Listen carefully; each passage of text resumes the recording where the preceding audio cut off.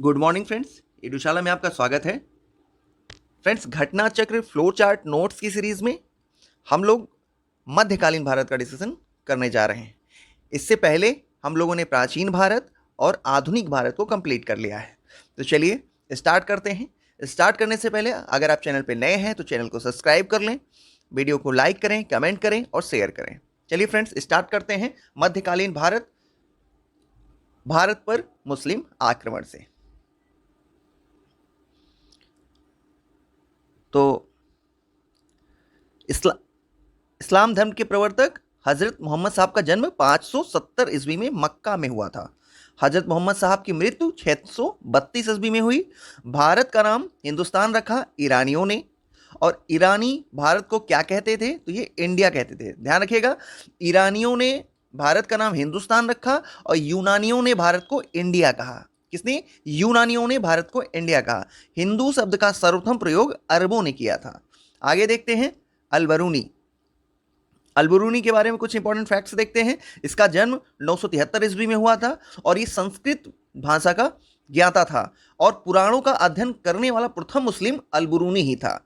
इतिहासकारों के साथ साथ खगोल विज्ञान और भूगोल, तर्कशास्त्र, औषधि विज्ञान, गणित तथा धर्म और धर्मशास्त्र का ज्ञाता था। यह 11वीं सदी में महमूद गजनवी के साथ भारत आया था।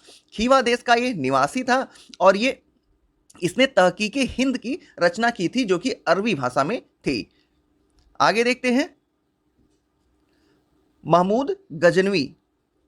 महमूद गजनी ये गजनी का शासक 998 ईस्वी में बना। शिक्षित और सुसभ्य था। ये विद्वानों एवं कलाकारों का सम्मान करता था और इसने चांदी के सिक्के संस्कृत मुद्रालेख युक्त कराए। ध्यान रखिएगा, इसके सिक्कों पर, जो कि चांदी के होते थे, इसके सिक्कों पर संस्कृत में लिखा होता था, लेख होता था। भारत पर आक्रमण 999 से 1027 तक कुल 17 बार इसने भारत पर आक्रमण किए। इसका उद्देश्य क्या था? इसका उद्देश्य था लूटपाट करना। और इसने 1026 ईस्वी में, कहीं कहीं पे 1025 ईस्वी भी मिलता है, सोमनाथ मंदिर को लूटा था। और 1019 से 20 ईस्वी में चंदेलों पर प्रथम बार आक्रमण किया। तत्कालिक शासक विद्याधर था और इसके वंश का सर्वाधिक शक्तिशाली शासक था ये। आगे देखते हैं दरबारी विद्वान। इसके दरबार में अल-बरूनी था, बैहाकी था और उजारी था, तूसी एवं उनसूरी था। अब देखते हैं इनके बारे में। बैहाकी जो है, इसने तारीख ए सुबुक्तगीन का रचना की। उजारी फारसी का कवि था और तूसी एवं उनसूरी खुरासानी विद्वान थे। इसके अलावा असजदी और फारूकी भी थे। दरबारी इतिहासकार, तो महमूद गजनवी के समय में दरबारी जो इतिहासकार थे इनके, वो उतबी थे, जिन्होंने किताब उल यामिनी और तारीख ए यामिनी की रचना की। आगे देखते हैं भारत पर प्रथम सफल मुस्लिम आक्रमण 712 ईस्वी में मोहम्मद बिन कासिम ने किया था। 712 ईस्वी में सिंधु को विजित करने वाला आक्रमणकारी मोहम्मद बिन कासिम ही था। अरब आक्रमण के समय सिंधु का शासक दाहिर था। आगे देखते हैं बख्तियार खिलजी के बारे में। तो बख्तियार खिलजी का पूरा नाम इख्तियारुद्दीन मोहम्मद बिन बख्तियार खिलजी था। इन्होंने बिहार विजय और बंगाल विजय किया। ध्यान रखिएगा, बिहार की विजय 1193 से 1202 ईस्वी के बीच में हुआ। इसने नालंदा एवं विक्रमशिला को नष्ट कर दिया। राजधानी उदंतपुर पर इसने कब्जा कर लिया और बंगाल पर आक्रमण 1198 से 1203 ईस्वी के मध्य किया इसने। तत्कालिक शासन उस समय लक्ष्मण सेन थे और बंगाल के, और बिना युद्ध के ही वो भाग गए और पूर्वी बंगाल में जाके शरण ली उन्होंने और राजधानी खलनौती को घोषित किया इन्होंने। आगे देखते हैं, महमूद गजनी हो चुका।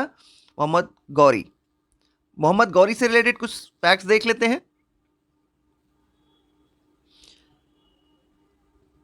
प्रथम आक्रमण 1175 ईस्वी में मुल्तान पर किया। 1178 ईस्वी में गुजरात पर आक्रमण किया, जहां पे भीम द्वितीय ने या मूलराज द्वितीय ने इनको परास्त किया नायिका देवी के खिलाफ। और ध्यान रखिएगा, आबू पर्वत के निकट युद्ध हुआ और गौरी की भारत पर प्रथम पराजय हुई। तो मोहम्मद गौरी को भीम द्वितीय या मूलराज द्वितीय ने पराजित किया था 1178 ईस्वी में, ये ध्यान रखिएगा। 1192 ईस्वी में तराइन का द्वितीय युद्ध हुआ। इससे पहले 1191 में तराइन का प्रथम युद्ध हुआ था, जिसमें मोहम्मद गौरी और पृथ्वीराज चौहान के मध्य हुआ ये युद्ध, जिसमें मोहम्मद गौरी पराजित हुआ। 1192 में तराइन का द्वितीय युद्ध हुआ, जिसमें मोहम्मद गौरी जीत गया और पृथ्वीराज चौहान परास्त हुए। भारत में मुस्लिम शक्ति की सत्ता का मार्ग इसी युद्ध से प्रशस्त होता है। आगे देखते हैं, 1194 ईस्वी में चंदावर का युद्ध हुआ। चंदावर का युद्ध जयचंद और मोहम्मद गौरी के बीच में हुआ, जिसमें मोहम्मद गौरी विजयी हुआ। सिक्के, एक तरफ देवी लक्ष्मी की आकृति, ध्यान रखिएगा मोहम्मद गौरी ने जो सिक्के चलाए उसकी एक तरफ देवी लक्ष्मी की आकृति और दूसरी तरफ अरबी में कलमा खुदा हुआ था। आगे देखते हैं, महत्वपूर्ण तख्त फिरदौसी, जिसकी रचना शाहनामा है। अलप्तगीन गजनी या यामिनी वंश का संस्थापक था। भीमद्वितीय सोमनाथ मंदिर के पुनर्निर्माण से संबंधित है। फरिश्ता, तारीख फरिश्ता का लेखक है। मोहम्मद गौरी ने कुतुबुद्दीन ऐबक को प्रथम एकता प्रदान किया था। यह ध्यान रखिएगा, मोहम्मद गौरी ने कुतुबुद्दीन ऐबक को प्रथम एकता प्रदान किया था। दिल्ली सल्तनत देखते हैं, दिल्ली सल्तनत संस्थापक कुतुबुद्दीन ऐबक थे। 1206 से 1290 ईस्वी दिल्ली सल्तनत के सुल्तान बने ये। और ध्यान रखिएगा यहाँ पे सुल्तान लिखा जरूर है, लेकिन सुल्तान ये असल में है नहीं, सुल्तान बाद में बनेंगे, इल्तुतमिश, वो आगे हम देखेंगे। सभी मुल्तान तुर्क अलग अलग वंश के स्वतंत्र माता पिता की संतान। गुलाम वंश की सुल्तान की जगह प्रारंभिक तुर्क सुल्तान या दिल्ली के मामलुक सुल्तान का कहना अधिक उपयुक्त होगा। यहाँ पे फिर से सुन लीजिए, गुलाम वंश के सुल्तान की जगह प्रारंभिक तुर्क सुल्तान या दिल्ली के मामलुक सुल्तान कहना यहाँ पे ज्यादा उपयुक्त होगा। क्यों? क्योंकि इन्होंने सुल्तान की पदवी धारण ही नहीं की थी। आगे देखते हैं कुतुबुद्दीन ऐबक के बारे में। ये 1206 से 1210 ईस्वी तक रहे। उपाधि इन्होंने कुरान ख्वाकिली, उपाधि कुरान ख्वाकिली, सुरीली स्वर में कुरान का पाठ ये करते थे। इनको लाख बख्श की भी उपाधि दी गई थी। अधिक दान देने के कारण इनको लाख बख्श की उपाधि मिली हुई थी। गुलाम वंश के प्रथम शासक थे ये और तुर्क जनजाति से संबंधित थे। आजीवन सुल्तान की उपाधि से परहेज किया इन्होंने। मलिक और सिपह सलार की पदवी इन्होंने धारण की। मृत्यु इनकी 1210 ईस्वी में हो गई। कैसे हो गई? चौगान खेलते खेलते हो गई। प्रारंभिक जीवन काजी अजीज कुकी द्वारा दास के रूप में क्रय। काजी अजीज कुकी ने इनको दास के रूप में खरीदा था, जहां पे इन्होंने ट्रेनिंग इनको दी थी। उसके बाद गजनी में गौरी ने इनका क्रय किया। गौरी द्वारा अमीर आखूर के पद पर इसको प्रोन्नति प्रदान की गई। आगे देखते हैं निर्णायक कार्य। दिल्ली में कुवत उल इस्लाम मस्जिद और कुतुबुद्दीन, फिर से देख लीजिए, निर्माण कार्य। दिल्ली में कुवत उल इस्लाम मस्जिद और कुतुब मीनार का निर्माण किया। अजमेर में 2.5 दिन के झोपड़े का भी इन्होंने निर्माण किया। आगे देखते हैं महत्वपूर्ण तथ्य। राज्याभिषेक 1206 ईस्वी में गौरी की मृत्यु के 3 माह बाद इन्होंने लाहौर में किया। मुक्ति पत्र यही इनको प्राप्त हुआ। 1208 ईस्वी में गौरी के उत्तराधिकार गियासुद्दीन महमूद द्वारा दास्ता से मुक्ति मिली। आगे देखते हैं, उपाधि हो चुका है। चलिए अब इल्तुतमिश के बारे में देखते हैं। ये प्रथम सुल्तान है। 1211 से 1236 ईस्वी के मध्य ये शासन किए। इलबरी जात से संबंधित थे ये, और इलबरी जात में के ये तुर्क थे। इनका अन्य नाम गुलामों का गुलाम भी है। बदायूं के ये सरदार थे पहले, और सुल्तान बनने से पहले बदायूं के सरदार थे। गौरी के आदेश पर ऐबक द्वारा दास्ता से मुक्ति मिली। और सिक्के सल्तनतकालीन भारत में सर्वप्रथम शुद्ध अरबी सिक्के इल्तुतमिश ने ही जारी किए। सिक्कों पर टकसाल का नाम लिखवाने की परंपरा इल्तुतमिश ने ही प्रारंभ की। टंका, चांदी के सिक्कों को टंका कहते थे इस समय, और तांबे के सिक्कों को जीतल कहते थे।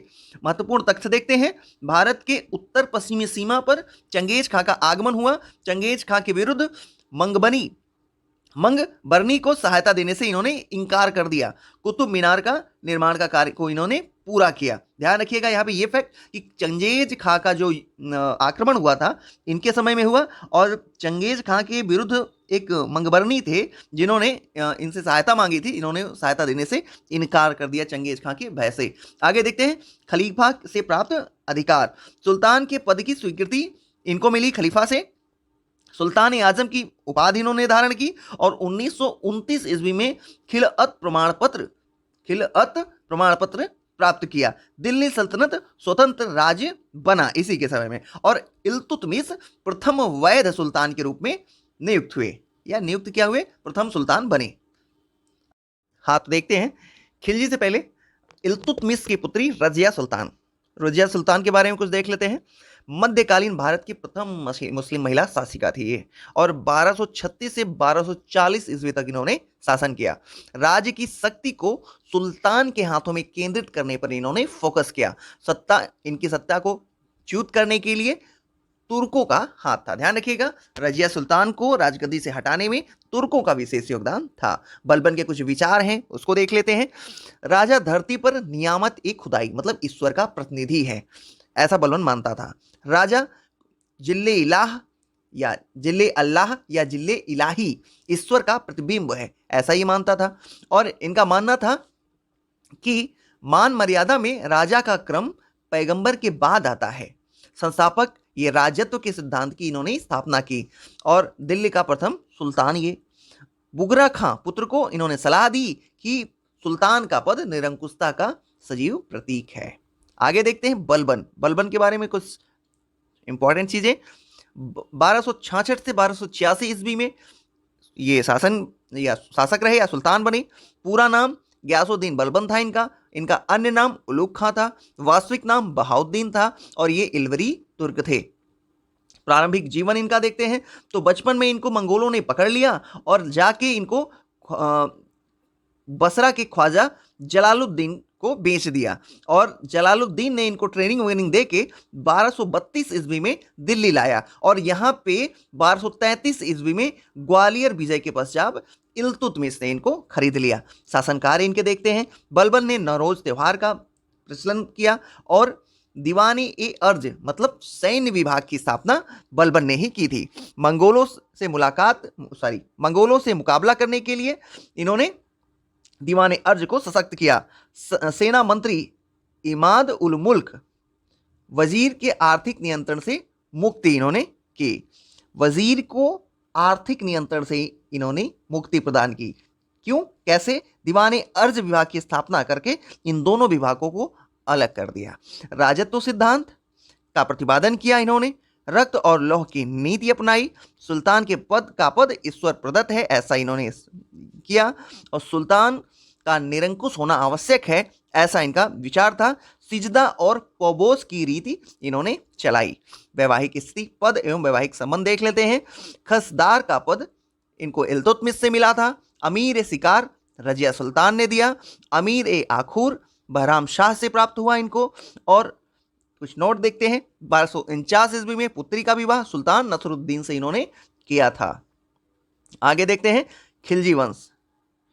खिलजी वंश के संस्थापक जलालुद्दीन खिलजी थे 1290 ईस्वी में, और राजाभिषेक खिलजी वंश की स्थापना देखिए 1290 ईस्वी में इनका राजाभिषेक हुआ था और खिलजी वंश की स्थापना की इन्होंने। अलाउद्दीन को अमीर ए तुजुक का पद दिया इन्होंने। पुत्री का विवाह इन्होंने अलाउद्दीन खिलजी से किया, और आदर्श उदार और निरंकुश वाद था इनका। अब देखते हैं अलाउद्दीन खिलजी, प्रथम सुल्तान जिसने भूमि की पैमाइश कराकर लगान वसूली की। परंपरागत लगान अधिकारी खुद मुकद्द और चौधरियों से कराया। लगान वसूली करने का अधिकार छीन लिया इन्होंने। किससे? खुद मुकद्दम और चौधरी से इन्होंने लगान वसूल करने का अधिकार छीन लिया।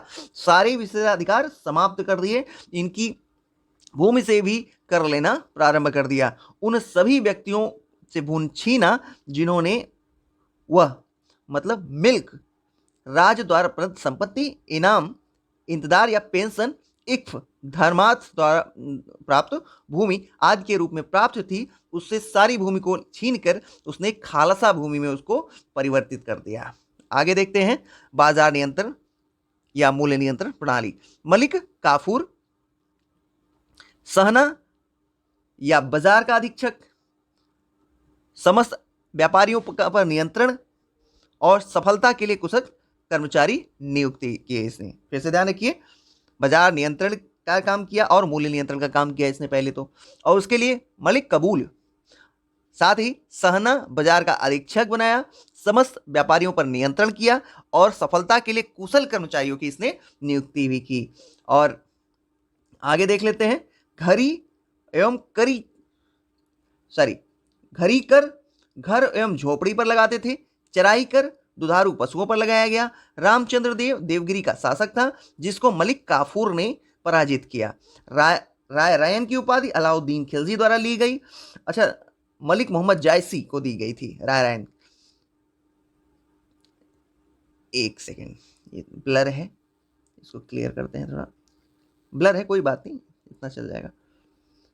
रामचंद्र देव जो कि देवगिरी के शासक थे, इसको मलिक काफूर ने हराया और राय रैन की उपाधि अलाउद्दीन खिलजी द्वारा ली गई और मलिक मोहम्मद जायसी द्वारा पद्मावत की रचना इसी समय की गई। पद्मिनी राजा की मृत्यु के पश्चात जौहर प्रथा इन्होंने किया। पद्मावत में इसी का ही वर्णन है। अब देखते हैं अलाउद्दीन खिलजी। विशेष रूप से धर्म पर राज्य का नियंत्रण स्थापित किया, उलेमा वर्ग के प्रभाव से मुक्त रखा। उपाधि स्वयं को उलेमा वर्ग के प्रभाव से यह मुक्त रखा था इसने, और राज्य पर धर्म के नियंत्रण को समाप्त किया इसने। अब ध्यान रखिएगा, उपाधि सिकंदर ए सानी या सिकंदर द्वितीय सानी इसने धारण की थी। जफर खां प्रसिद्ध सेनापति था, मंगोल के विरुद्ध लड़ते हुए ये मारा गया। दीवाने मुस्तखराज की स्थापना की इसने। मुख्य उद्देश्य एक शक्तिशाली और निरंकुश राज्य की स्थापना करना था इसका। भूमि की पैमाइश के आधार पर इसने लगान की वसूली की और उपज का 50% भूमि कर के रूप में वसूला। खराज भूमि की वास्तविक आय पर राजस्व निश्चित करने वाला भारत का प्रथम मुस्लिम शासक था ये। ध्यान रखिएगा, भारत भूमि की वास्तविक आय पर राजस्व निश्चित करने वाला भारत का प्रथम मुस्लिम शासक था ये। मलिक काफूर अलाउद्दीन की गुजरात विजय के दौरान प्राप्त हुआ था। तो मलिक काफूर अलाउद्दीन खिलजी को गुजरात विजय के दौरान प्राप्त हुआ था। इसका अन्य नाम 1000 दिनारी था क्योंकि इसको 1000 दिनार में खरीदा गया था। अलाउद्दीन 4 अध्यादेश देखते हैं। अलाउद्दीन के 4 अध्यादेश क्या क्या है? प्रथम, उपहार, पेंशन, दान व प्रदत्त भूमि संबंधित व्यक्तियों को वापस लिया जाए। मतलब जितनी भी भूमि उपहार में, पेंशन में या दान के रूप में दी गई हैं, उस सबको वापस लेके खालसा भूमि में बदल दी जाए।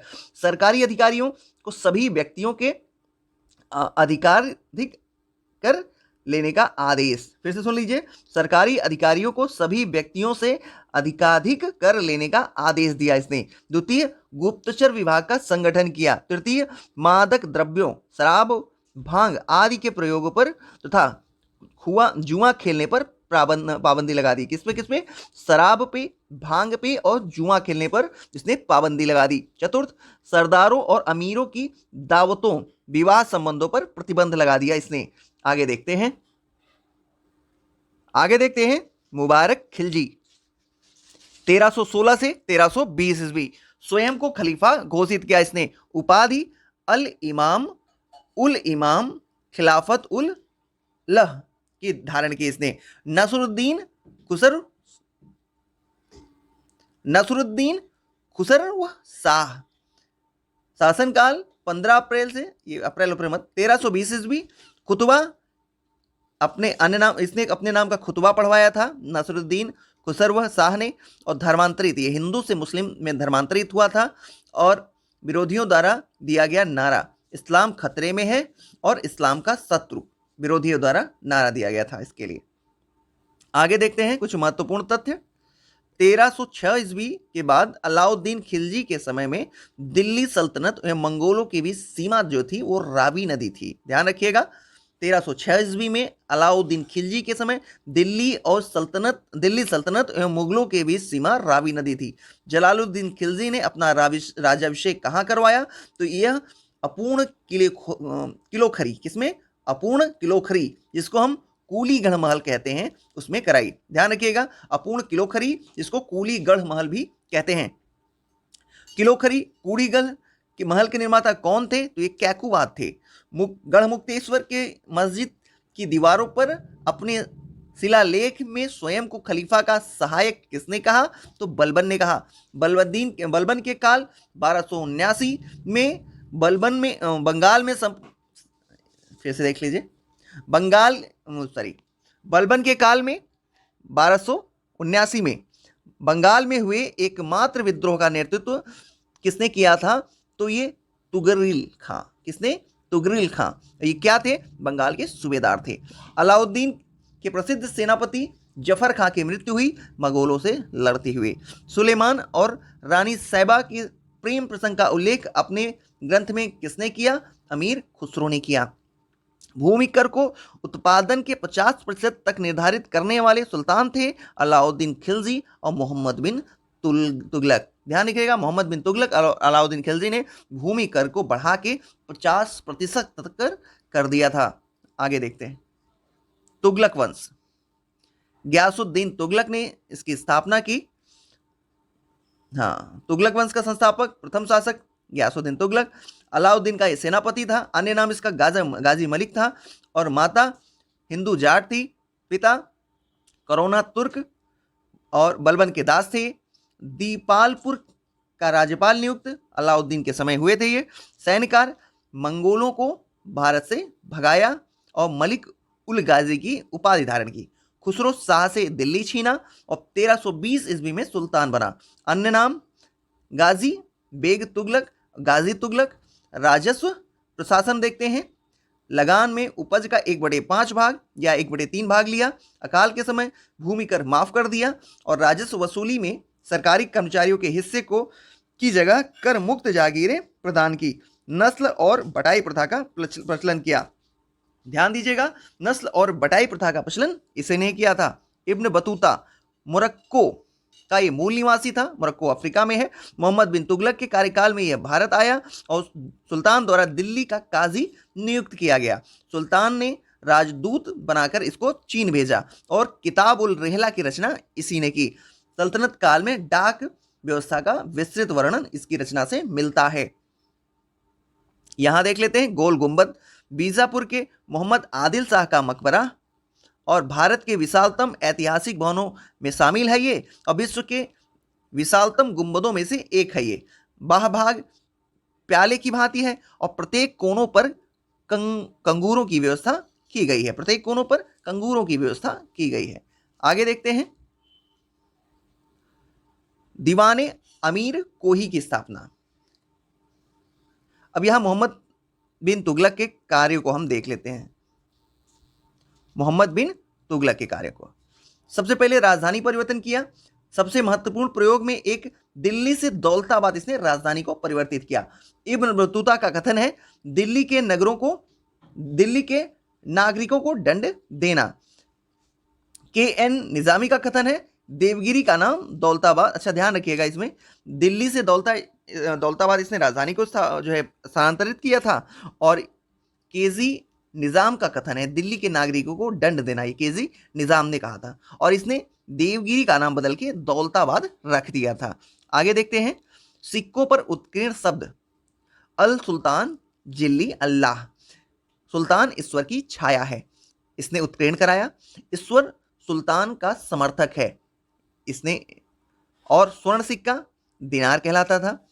इब्न बतूता के अनुसार, बर्नी के अनुसार 5 प्रमुख योजनाएं इसने चलाई। कौन कौन सी? सबसे पहले इसका कई बार इसको कालक्रम में पूछ लेता है तो ध्यान से रखिएगा, क्रमवार इसको याद रखिएगा। सबसे पहले द्वार में कर मुक्ति, देवगिरी को राजधानी घोषित किया और सांकेतिक मुद्रा का प्रचलन किया। फिर खुरासान पर आक्रमण किया और फिर उसके बाद कराचिल अभियान किया इसने। फिर आगे देखते हैं,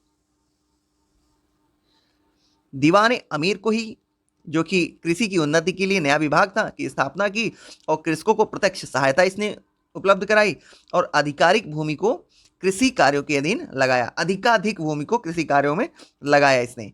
प्रथम सुल्तान हिंदुओं के त्योहारों में भाग लेने वाला ये प्रथम सुल्तान था। हिंदुओं के त्योहार में भाग लेने वाला। गैर तुर्कों और भारतीय मुसलमानों को भी सरकारी पदों पर इसने नियुक्त किया।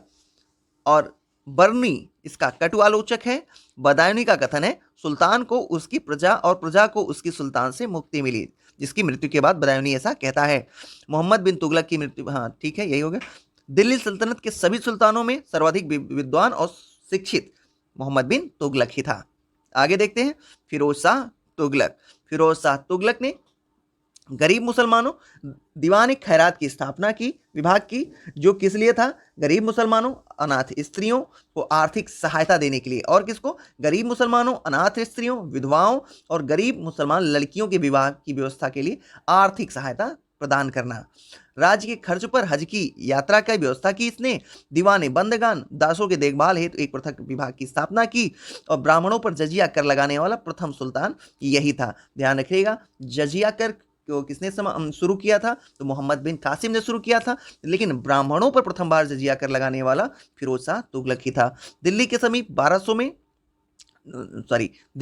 1200 नए फलों के बाग इसी ने लगवाए और अशोक के 2 स्तंभों को मेरठ एवं टोपरा से ये दिल्ली लाया।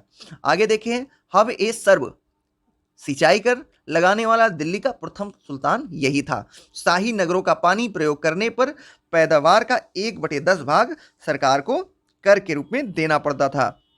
5 बड़ी नहरों का निर्माण फिरोज शाह तुगलक ने ही करवाया था। लोक निर्माण विभाग 30 नवीन नगरों का निर्माण किया इसने। प्रमुख नगर में इसके कौन कौन, ध्यान रखिए, इसने 300 नवीन नगरों का निर्माण किया। कितने? 300 नवीन नगरों का निर्माण किया। प्रमुख नगर देख लेते हैं, फतेहाबाद, हिसार, फिरोजपुर, जौनपुर, फरोजाबाद इसने स्थापित किए। अब देखते हैं बंगाल अभियान। पंडुआ का नाम फिरोजाबाद रखा, एक दला का नाम आजादपुर और मुख्य वास्तुकार गाजी मलिक गाजी सहना था। अब देखते हैं दारुल सफा, खैराती अस्पताल की स्थापना इसी ने की और कुशल हकीम की उपलब्धता भी इसने सुनिश्चित की। रोजगार दफ्तर, नियुक्ति के लिए एक दफ्तर, गुण एवं योग्यता की पूरी जांच पड़ताल आधिकारिक लोगों के रोजगार के लिए की गई। तो ध्यान रखिएगा, सर्वप्रथम रोजगार दफ्तर की स्थापना फिरोज शाह तुगलक द्वारा की गई थी। आगे देखते हैं, तुगलक वंश का अंतिम शासक गयासुद्दीन महमूद था। ख्वाजा जहां द्वारा जौनपुर के स्वतंत्र राज्य की स्थापना की गई। पंजाब का सूबेदार खिज्र खां स्वतंत्र हुआ और नुसरत शाह की को चुनौती दी और तैमूर का भारत पर प्रथम आक्रमण हुआ। ध्यान रखिए, तैमूर का भारत पर आक्रमण हुआ इसी समय। और शहंशाह की सल्तनत दिल्ली से, फिर से देख लीजिए, शहंशाह की सल्तनत दिल्ली से पालम तक, इसके बारे में प्रसिद्ध कथन है। ये बीपीएससी में पूछा हुआ क्वेश्चन है कि किसका शासन दिल्ली से पालम तक सीमित हो गया था? तो ये नसरुद्दीन महमूद का ही था। मृत्यु के साथ ही तुगलक वंश समाप्त हो गया। आगे देखते हैं कुछ महत्वपूर्ण फैक्ट्स। 1398 ईस्वी में तैमूर के आक्रमण के परिणाम स्वरूप दिल्ली सल्तनत एवं तुगलक वंश दोनों नष्ट हुए। किसके कारण? तैमूर के आक्रमण के कारण। 1413 ईस्वी में सरदारों द्वारा दौलत खां लोधी का दिल्ली के सुल्तान के रूप में चयन किया गया। खिज्र खां दिल्ली के सुल्तान दौलत खां पर विजय तैमूर द्वारा नियुक्त लाहौर का सूबेदार था। ये 1414 ईस्वी में दिल्ली पर अधिकार कर लिया इसने और सैयद वंश की इसने स्थापना की। तो ध्यान रखिए, सैयद वंश की स्थापना किसने की? खिज्र खां ने की। लोधी वंश देखते हैं, 1451 ईस्वी में लोधी वंश की स्थापना बहलोल शाह गाजी या बहलोल लोधी ने की थी और ये जौनपुर सबसे महत्वपूर्ण विजय रही इसकी, जौनपुर की। अब आगे देखते हैं, मृत्यु से पहले तीसरे पुत्र निजाम खां को अपना उत्तराधिकारी इसने बना दिया था। और दरबार में हिंदू सरदार देखते हैं, इनके दरबार में कौन कौन से हिंदू सरदार थे? राय प्रताप सिंह, राय नरसिंह, राय त्रिलोक चंद्र, राय दादू, राय करण सिंह। अब देखते हैं आगे, लोधी वंश। लोधी वंश में निजाम खां और सिकंदर शाह। 17 जुलाई 1489 को सुल्तान बना। लोधी वंश का महानतम शासक था ये। 1504 ईस्वी में आगरा शहर की स्थापना की और राजधानी घोषित की। और नाप का पैमाना गज सिकंदरी का आरंभ इसने किया। फरहंगे सिकंदरी आयुर्वेद ग्रंथ का फारसी में अनुवाद कराया इसने। लज्जत ए सिकंदर शाही गायन विद्या का ग्रंथ था और शहनाई सुनने का शौकीन था। ध्यान रखिएगा, सिकंदर लोधी शहनाई सुनने का शौकीन था। गुलरुखी उपनाम से इसने कविता लिखी और अनाजों से जकात समाप्त किया। जब फ्रेंड्स इतनी जल्दी में बोलना होता है तो थोड़ा सा स्लीप हो जाता है, फ्रेंड्स ध्यान रखिएगा उसमें आप। अनाजों से जकात को समाप्त किया। जकात, जजिया जकात पता ही है आपको। आगे देखते हैं इब्राहिम लोदी के बारे में। 1518 ईस्वी में महाराणा सांगा से खतौली का युद्ध हुआ। इब्राहिम लोदी परास्त हुआ। ध्यान रखिएगा खतौली का युद्ध बहुत इंपॉर्टेंट है। इसमें इसमें कुछ नहीं, बस ये याद रखिए किसके किसके बीच में और कब हुआ। खतौली का युद्ध हुआ महाराणा सांगा और इब्राहिम लोदी के मध्य, जिसमें इब्राहिम लोदी परास्त हुआ था और ये 1518 में हुआ था। आगे देखते हैं 21 अप्रैल 1526 को पानीपत का प्रथम युद्ध हुआ बाबर के और इब्राहिम लोदी के बीच में, जिसमें इब्राहिम लोदी की पराजय हुई, बाबर जीत गया। फरिश्ता का कथन है इब्राहिम लोदी मृत्यु पर्यंत लड़ा और एक सैनिक की भांति मारा गया। नियामत उल्ला, जिसको हम नामत उल्ला के अनुसार सुल्तान इब्राहिम के अतिरिक्त भारत का अन्य कोई सुल्तान युद्ध भूमि में नहीं मारा गया। ध्यान रखिएगा नियामत उल्ला के अनुसार सुल्तान इब्राहिम के अतिरिक्त भारत का अन्य कोई सुल्तान युद्ध भूमि में नहीं मारा गया। आगे देखते हैं विजयनगर साम्राज्य। इस पे 4 वंशों ने शासन किया विजय साम्राज्य में। कौन कौन से? संगम वंश, सुलू वंश, तुलु वंश और अराविडु वंश। और संगम वंश के संस्थापक हरिहर और बुक्का थे। सालू वंश के संस्थापक नरसिंह सालू थे। तुलु वंश के संस्थापक वीर नरसिंह थे। अराविडु वंश के संस्थापक तिरुमल थे। अब हम बारी बारी सारे वंश को देख लेते हैं। संगम वंश 1336 ईस्वी, संस्थापक हरिहर और बुक्का। और मोहम्मद तुगलक से पराजय के पश्चात इस्लाम धर्म इसने स्वीकार कर लिया। तो चलिए देखते हैं संगम वंश। स्थापना 1336 ईस्वी में हरिहर और बुक्का ने की थी। हरिहर और बुक्का के बारे में कुछ देख लेते हैं।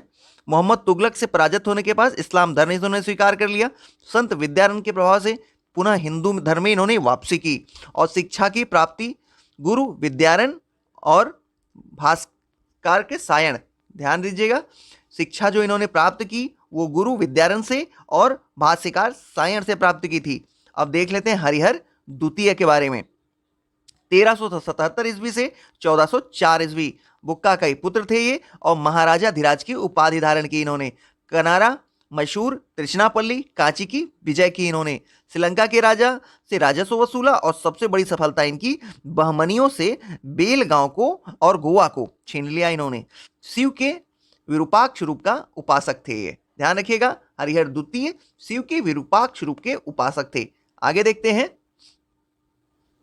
संगम वंश कंप्लीट हो गया। अब देखते हैं सालू वंश। वीर नरसिंह सालू 1485 से 1490 ईस्वी के मध्य इन्होंने शासन किया। संगम वंश के अंतिम शासक को पदच्युत कर शासक बने ये। सालू वंश के संस्थापना इन्होंने की और इम्माड़ी नरसिंह सालू के पुत्र बने और वीर नरसिंह द्वारा पदच्युत किया गया इनको और तुलु वंश की स्थापना की गई। आगे देखते हैं तुलु वंश। संस्थापक वीर नरसिंह थे। 1509 ईस्वी में इनकी मृत्यु हुई और उत्तराधिकारी इनके कृष्णदेव राय थे। कृष्णदेव राय सबसे महानतम शासक थे इस वंश के, ध्यान रखिएगा। गोलकुंडा, कृष्णदेव राय का शासन 1509 से 1529 ईस्वी के मध्य रहा। गोलकुंडा का युद्ध कुली कुतुब शाह परास्त हुआ। इसमें शासनकाल इनका साहित्य का क्लासिकल युग कहलाता है। ये कौन से साहित्य? तेलुगु साहित्य का क्लासिकल युग और तेलुगु साहित्य का स्वर्ण युग भी कहलाता है। तेलुगु के 8 महान विद्वानों एवं कवियों, जिनको हम अष्टदिग्गज कहते हैं, अष्टदिग्गजों को इन्होंने संरक्षण दिया। आगे देखते हैं कृष्णदेव राय। शासन का क्लासिकल युग साहित्य का कहा जाता है इनके शासन को और उत्कृष्ट कवि और लेखक था ये। कृष्णदेव राय एक उत्कृष्ट लेखक और कवि था। इनकी रचनाएं देखते हैं आमुल माल्यद है। स्थापना इन्होंने नागलपुर नगर की। मंदिर निर्माण इन्होंने हजारा मंदिर और विठल स्वामी का मंदिर के निर्माण किया इन्होंने। विदेशी यात्री डेमिंगो पायस इनके समय में आया था। युद्ध कुली कुतुब शाह, गोलकुंडा का जो शासक था कुली कुतुब शाह, उससे युद्ध हुआ। उपाधि इन्होंने आंध्र भोज की धारण की थी और इनके संरक्षक इनके समय में अष्ट दिग्गज या अष्ट प्रधान इनके समय में थे। आगे देखते हैं अराविडु वंश। सदाशिव राय या तुलु वंश को अपदस्थ करके इन्होंने अराविडु वंश को स्थापना की। ध्यान दीजिएगा तुलु वंश के अंतिम शासक सदाशिव राय थे, जिनको अपदस्थ कर अराविडु वंश की स्थापना की। और आगे देखते हैं 1570 ईस्वी तिरुमल द्वारा, किसके द्वारा? तिरुमल द्वारा। तो मतलब अराविडु वंश की स्थापना तिरुमल द्वारा की गई, किसको हटा के? सदाशिव राय को हटा के। और वेंकट ड्यूटी देखते हैं, राजा वुडियार का समकालीन था और चंद्रगिरी को मुख्यालय बनाया इसने। आगे देखते हैं, शिष्ट राय रेखा, विजयनगर राज्य की आय का मुख्य स्रोत, 58वें अस्थवन केंद्रीय राजस्व। एक मिनट, आगे देखते हैं, हम्पी विजयनगर साम्राज्य की प्राचीन राजधानी, विश्व विरासत स्थल यूनेस्को, विरूपाक्षी मंदिर। अब तालीकोटा का युद्ध देख लेते हैं। 1565 ईस्वी में, एक मिनट, ठीक, 1565 ईस्वी में बीजापुर, अहमदनगर, गोलकुंडा, विदर की संयुक्त सोना, एक मिनट फिर से देखते हैं, 1565 ईस्वी में बीजापुर, अहमदनगर, गोलकुंडा, बिदर की संयुक्त सेना बनाम विजयनगर, ये तालीकोटा के युद्ध में थे। एक तरफ विजयनगर थे, दूसरी तरफ वो सारे थे। बरार संयुक्त सेना में सम्मिलित नहीं था, ध्यान रखिएगा, बरार संयुक्त सेना में सम्मिलित नहीं था। फरिश्ता ने युद्ध तालीकोटा में लड़ा गया, फरिश्ता के अनुसार। वास्तविक क्षेत्र राक्षसी एवं तगड़ी ग्राम के मध्य स्थित है। वास्तविक क्षेत्र कहाँ है? राक्षसी एवं तगड़ी ग्राम के मध्य स्थित है। इसको राक्षसी तगड़ी का युद्ध भी कहते हैं। तत्कालिक विजयनगर सदाशिव राय वास्तविक शक्ति मंत्री राम राय के हाथों में थी। हुसैन निजाम शाह ने स्वयं राम राय का वध किया। इधर कंप्लीट हो चुका है, आगे देखते हैं। फ्रेंड्स, काफ़ी देर से मैं कंटिन्यू 4 घंटों से आपके लिए वीडियो बना रहा हूँ, जिसकी वजह से गले में थोड़ी सी दिक्कत हो गई है, तो मैनेज करिएगा आप भी। चलिए देखते हैं। दिल्ली सल्तनत, विभिन्न वंशों की कलावधि प्रशासनिक विभाग। गुलाम वंश 1206 से 1290 ईस्वी, खिलजी वंश 1290 से 1320 ईस्वी, तुगलक वंश 1320 से 1412 के बीच, सैयद वंश 1412 से 1451 के बीच, लोधी वंश 1451 से 1526 ईस्वी। अब कुछ विभाग है, देख लेते हैं। दीवान मुस्तखराज राजस्व विभाग है, दीवान रियासत ये बाजार नियंत्रण विभाग है, दीवान कोही ये कृषि विभाग है, दीवान खैरात ये दान विभाग है, दीवान बंदगान ये दास विभाग है। आगे देखते हैं। सैन्य संगठन दशमलव प्रणाली पर आधारित। दिल्ली सल्तनत का सैन्य संगठन इस समय का सैन्य संगठन दशमलव प्रणाली पर आधारित था। घुड़सवारों की टुकड़ी का प्रधान सरे खेल था। 10 सरे खेल एक सिपह सलार के बराबर था। 10 सिपह सलार एक अमीर के बराबर, 10 अमीर एक मलिक के बराबर, 10 मलिक एक खान के बराबर, और सेना का मुख्य सेनापति सुल्तान था। आगे देखते हैं। कर निर्धारण, फिरोज शाह तुगलक कुरान के नियमानुसार कर निर्धारित करता था। 4 कर लगाने की अनुमति उसने दी। कौन कौन से? खराज, जजिया, खम्स, जकात। सिकंदर लोदी ने गड़े हुए खजानों में कोई हिस्सा नहीं लिया। शासन की सबसे छोटी इकाई ग्राम थी और ग्राम स्तर पर भू राजस्व का सर्वोच्च अधिकारी चौधरी कहलाता था। आगे देखते हैं। सल्तनतकालीन मुद्रा 2 प्रमुख मुद्राएं थी, टंका और जीतल। टंका चांदी की होती थी, जीतल तांबे का। टंका और जीतल का अनुपात 1:48 था। अलाउद्दीन मसूद शाह के सिक्के सर्वप्रथम बगदाद के अंतिम खलीफे का नाम अंकित हुआ है। कहां पे? अलाउद्दीन मसूद शाह के सिक्कों पर सर्वप्रथम बगदाद के अंतिम खलीफे का नाम अंकित हुआ है। और क्या नाम है? छोड़ दीजिए, वो इंपॉर्टेंट नहीं है। विजारत इस्लामी संविधान में मान्यता एक संस्था के रूप में अपनाने की प्रेरणा अब्बास खलीफाओं के ने फारसी से ली।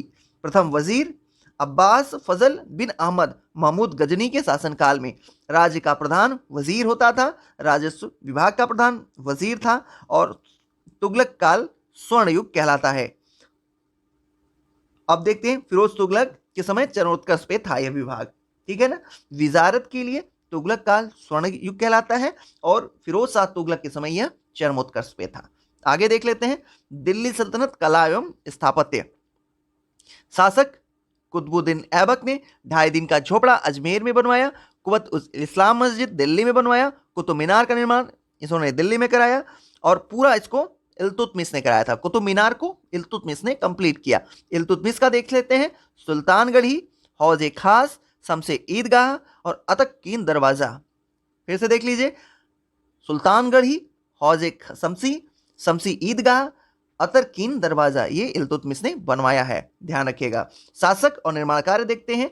अलाई दरवाजा अलाउद्दीन खिलजी द्वारा बनाए गए देख लेते हैं। अलाई दरवाजा, जमात खाना मस्जिद, हजार सितून, हौज अलाई। अब देखते हैं मुबारक शाह खिलजी द्वारा ऊखा मस्जिद का निर्माण मुबारक शाह खिलजी ने कराया। बलबन का मकबरा निर्मित कराया और विशुद्ध इस्लामिक शैली का निर्मित प्रथम मकबरा यही है, बलबन का मकबरा, विशुद्ध इस्लामिक शैली में निर्मित प्रथम मकबरा। आगे देखते हैं। कुतुब मीनार निर्माण कार्य कुतुबुद्दीन ऐबक द्वारा प्रारंभ हुआ, इल्तुतमिश द्वारा पूर्ण किया गया। चौथी मंजिल क्षतिग्रस्त हो गई और चौथी मंजिल के साथ साथ 2 और मंजिलों का निर्माण फिरोज शाह तुगलक ने कराया। ध्यान रखिएगा, ये केवल 5 मंजिल की है। यहाँ पे लिखा है चौथी मंजिल जब क्षतिग्रस्त हो गई तो इसने चौथी मंजिल बनवाया और उसके ऊपर एक और 5वीं मंजिल बनवाया। 6 मत समझिएगा इसको। आगे देखते हैं। स्थापत्य और स्थल, तो कुवत उल इस्लाम मस्जिद दिल्ली में है, अटाला मस्जिद जौनपुर में है, जहाज महल मालवा में है और जामा मस्जिद गुलमर्गा में है। आगे देखते हैं। वास्तुकला या वास्तुशैली संबंध राजवंश में मेहराब की निचली सतह पर कमल कली की झालर खिलजी से संबंधित है। ध्यान रखिएगा, खिलजियों की देन क्या है? मेहराब की निचली सतह पर जो कमल कली की झालर होती है वो खिलजियों की देन है। अष्टभुजीय मकबरों का उदय तुगलकों ने किया और स्तंभों में बोधीगोई का प्रयोग विजयनगर से मिलता है। विजयनगर ने प्रारंभ किया था, ध्यान रखिएगा, विजयनगर के शासकों ने। झुकी हुई दीवारों के साथ विशाल मुख्य द्वार सर की शासकों ने प्रारंभ किया। अब देखते हैं। जवाऊ मिल्क हिकायत एक मिनट, चलिए तो देखते हैं। जवामिउल हिकायत सदरुद्दीन मोहम्मद औफी, ठीक है ना, कृति और लेखक है जवामिउल हिकायत सदरुद्दीन मोहम्मद औफी। कुंजुल तिजार, ये बैलक अल कबायकी। हकाए हिंद अब्दुल वाहिद बिल ग्रामी। तहजीबुल अखलाक इब्न मिसकाविया। आगे देखते हैं।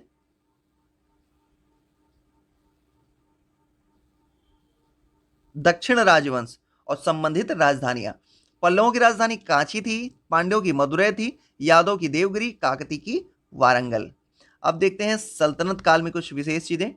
अधिकांश अमीर और सुल्तान तुर्क वर्ग से संबंधित थे। सुल्तान केंद्रीय शासन का प्रधान होता था। अमीर सभी प्रभावशाली पदों पर नियुक्त व्यक्तियों की संज्ञा दी गई। ध्यान रखिएगा, अमीर सभी प्रभावशाली पदों पर नियुक्त व्यक्तियों को संज्ञा दी गई। इसका प्रभाव उस समय अधिक हो गया जब सुल्तान अयोग्य और निर्बल अथवा अल्पवयस्क हुए।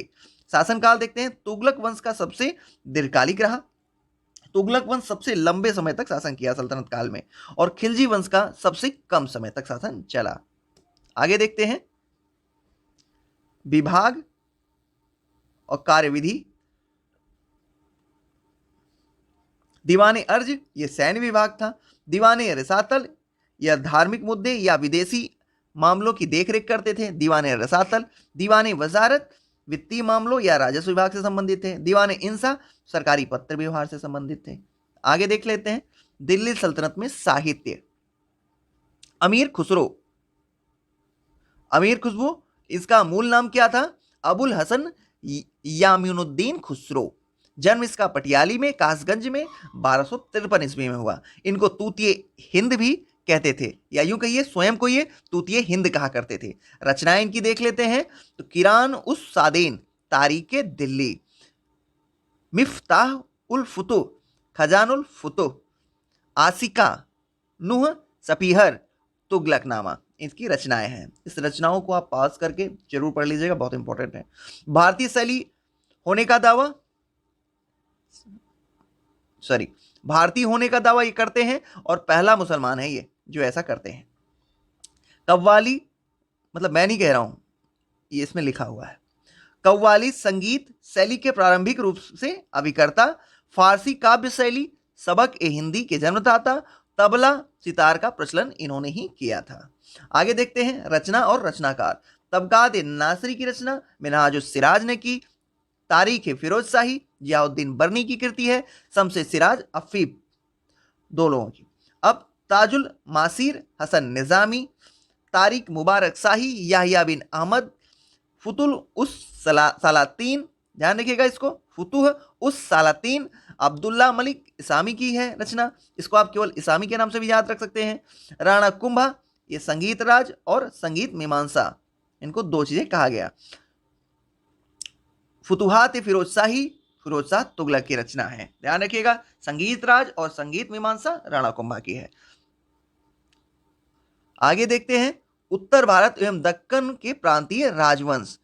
अब जौनपुर का देखते हैं।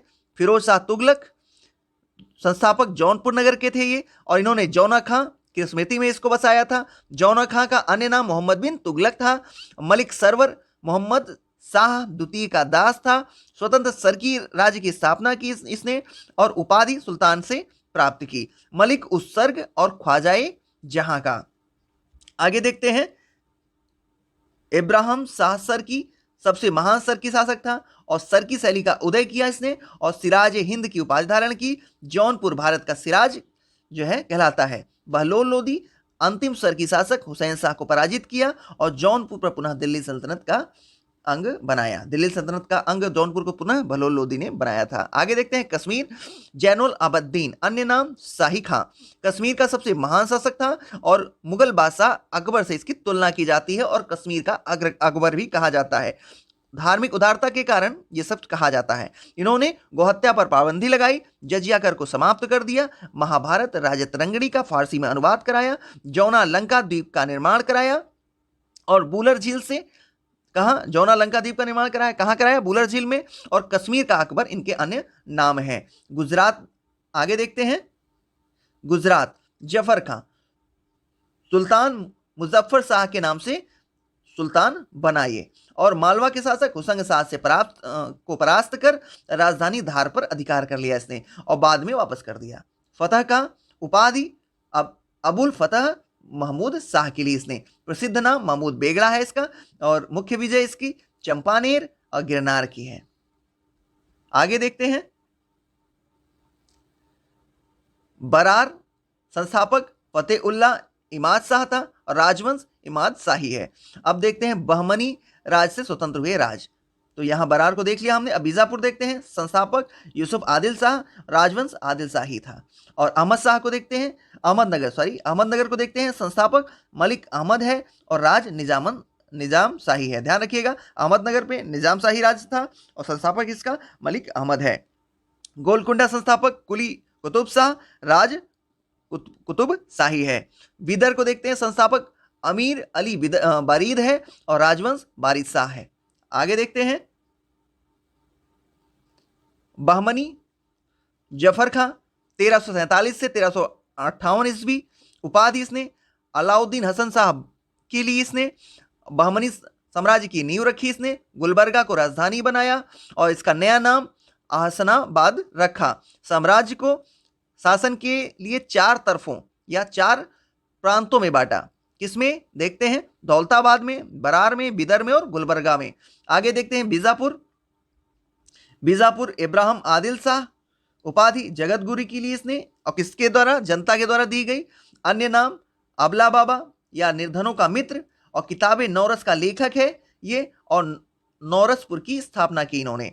विविध में देखते हैं स्थापक तुगलकाबाद, गयासुद्दीन तुगलक, मोठ मस्जिद सिकंदर लोदी, मियाँ भुआ और कीर्ति स्तंभ राणा कुंभा का द्वारा बनाया गया। आगे देखते हैं भक्ति और सूफी आंदोलन।